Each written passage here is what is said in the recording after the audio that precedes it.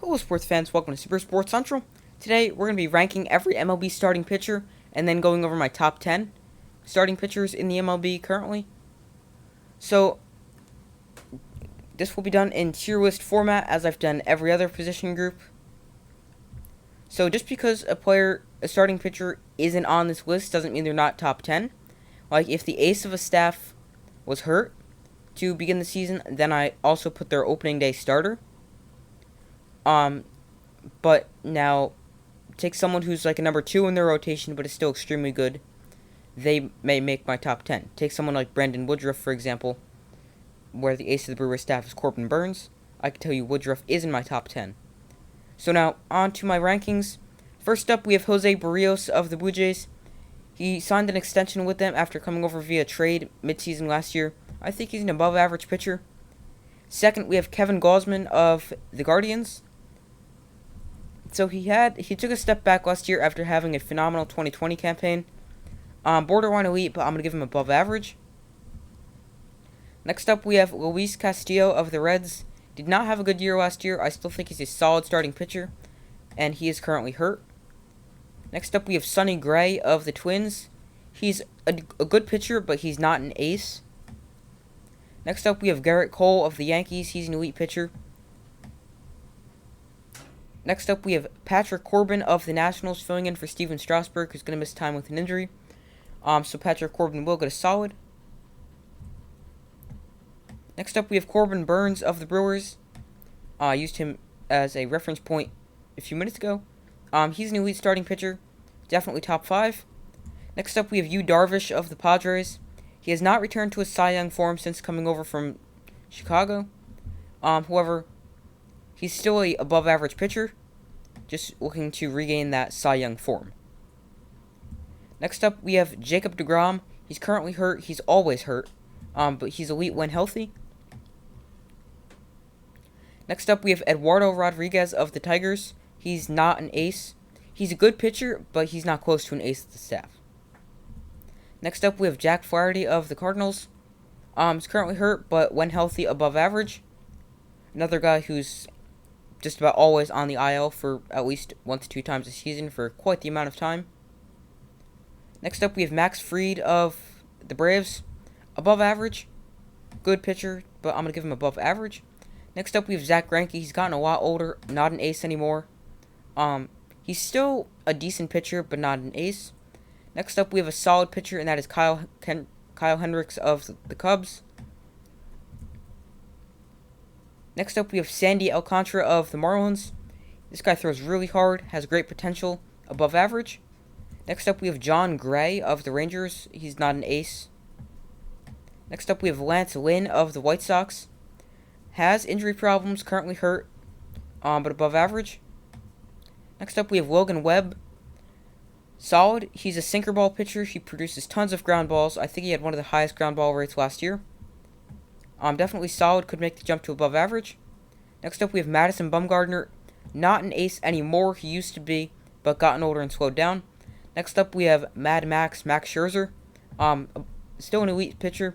So now he's an example of a pitcher who gets older and just doesn't slow down. He just keeps performing at the elite level he's always been performing at. Next up, we have Tyler Mahle of the Reds. Started on opening day because of the injury to Louise Castillo. I'll give him a solid. Next up, we have Hermann Marquez of the Rockies. Another solid pitcher. Next up, we have Shane Mcquinahan of the Rays. The Rays' true ace is Tyler Glasnow, but he could be out for the whole season because he had Tommy John surgery. Mcquinahan could be a starting pitcher, like a good above-average solid starting pitcher, but solid for now. Next up, we have John Means, another solid. Frankie Montas of the A's is up next. Another solid. Next up, we have Aaron Nola of the Phillies. Above average pitcher who can be very dominant when he's really in a groove. Next up, we have Shohei Ohtani, definitely above average. I think he's the best player in baseball, as I said in yesterday's video. Not sure if you guys saw that. If you didn't, I would recommend checking that one out after this video. And just so you guys know, I will put a link to the playlist of ranking all the positions yeah, in the description, so make sure to check that out if you're interested in the rest of my position rankings. Next up, we have Jose Quintana of the Pirates. He's not an ace. Next up, we have Robbie Ray of the Mariners. So I want to see another outstanding season like last year before I can classify him as elite. Right now, he's above average. Next up, we have Chris Sale, another pitcher who's currently injured, but above average. Next up, we have Steven Strasburg. As I mentioned when I talked about Patrick Corbin, he's currently hurt. Injuries have definitely derailed him the past several seasons, but he's a solid player. Next is Justin Verlander. Coming off Tommy John surgery, he's gotten really old. Solid. Next up, we have Adam Wainwright of the Cardinals. Another player who's gotten a lot older. I wouldn't expect a great season like last year, but definitely solid pitcher still. And last up is Walker Buehler of the Dodgers. He's an above average pitcher. So those are my rankings for every ace of a team. So now on to my top 10. So my top 10 consists of Robbie Ray of the Mariners. So just because I said he's not an elite pitcher doesn't mean he's not an above average pitcher or even a top 10 pitcher. 9 is Julio Yurius of the Dodgers. He wasn't on this list because he's technically their number 2 or 3 starter, depending on where you want to place Clayton Kershaw. 8 is Zach Wheeler of the Phillies, who was also not on this list. 7 is Brandon Woodruff of the Brewers. 6 was Walker Buehler. 5 was Shane Bieber. Last year when I did my rankings, I had him at number 3. But I think these 4 are all ahead of him right now. 4 is Max Scherzer. 3 is Corbin Burns. 2 is Garrett Cole. And 1 is Jacob Degrom. So now, I think Degrom is the best pitcher in baseball when healthy.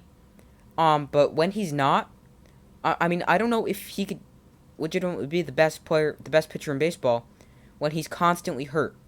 So let me know if you guys think he's the best pitcher in baseball.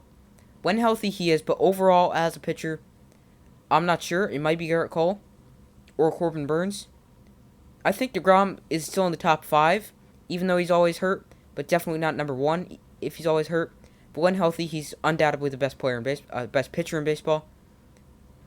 So, those are my top 10 rankings and my overall rankings for every starting pitcher or ace of the pitching staff for each team. So, that's all for this video. Make sure to comment if you agree with my rankings, disagree, and why. Let me know if you think DeGrom's still the best pitcher in baseball, even though he's always hurt. I do my best to post as often as possible. So like, subscribe, comment if you agree, disagree, and why, and I will see you in the next video.